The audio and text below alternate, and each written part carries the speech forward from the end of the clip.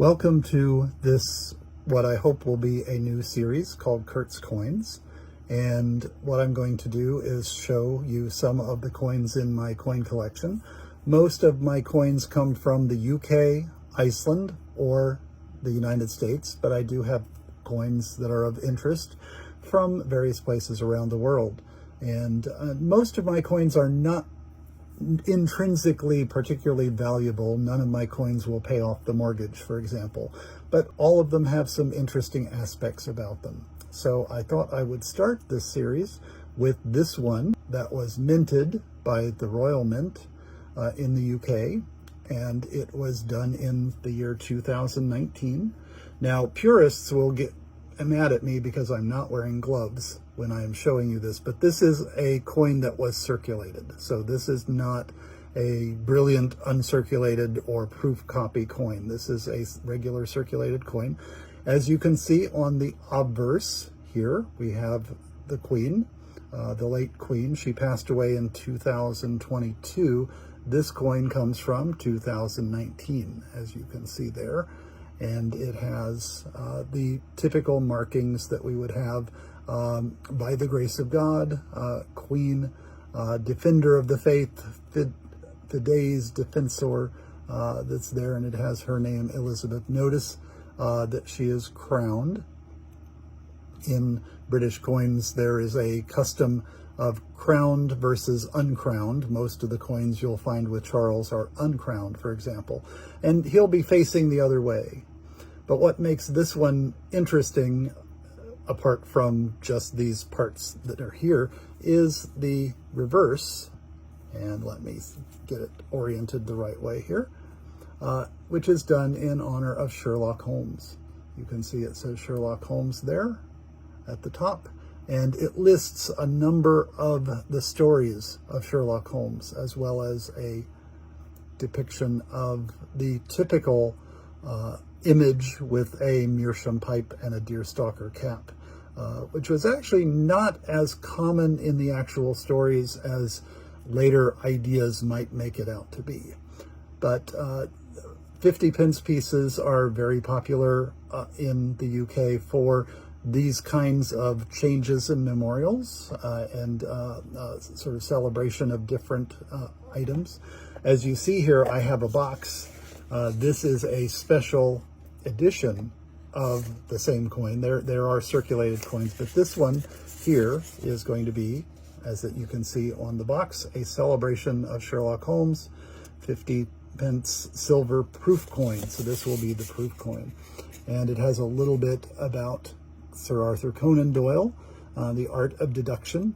Those who study logic will take to task whether it's deduction or induction.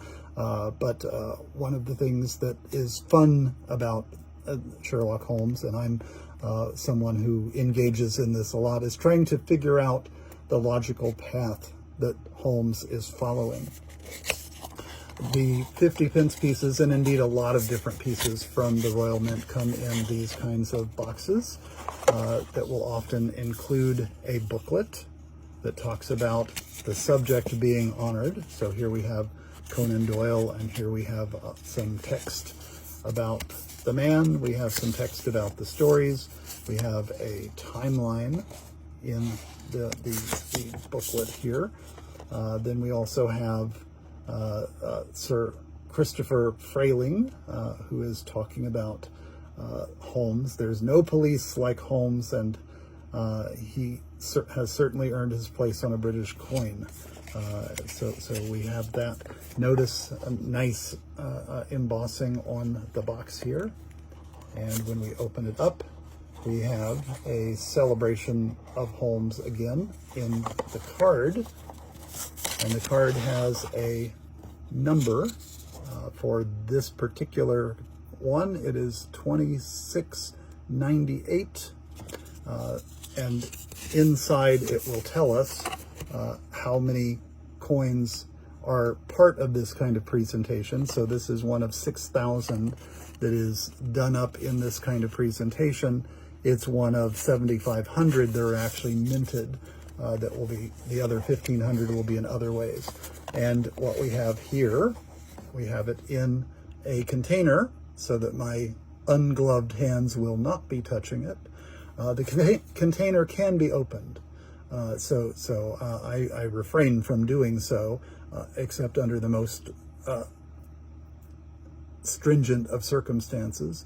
But notice, as we're looking at the proof coin versus the circulated coin, how much different the aspect of the obverse with the queen is, and then the reverse with the Holmes image and the stories that are being depicted. Notice we have an angularity in the 50-pence piece.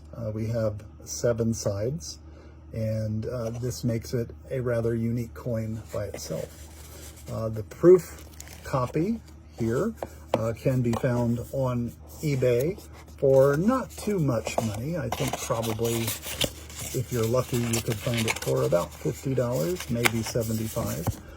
The circulated ones, which, as you can see, this is in pretty good shape for a circulated coin. That can be found sometimes for just a couple of dollars. In fact, usually the shipping from the UK to the US, which is where I'm living now, is more expensive than the coin itself. But I thought I would share this with you. Leave comments if you like, and let me know what other coins you might be interested in seeing, or what you might be willing to share with us as well. And I hope to see you next time on Kurt's Coins.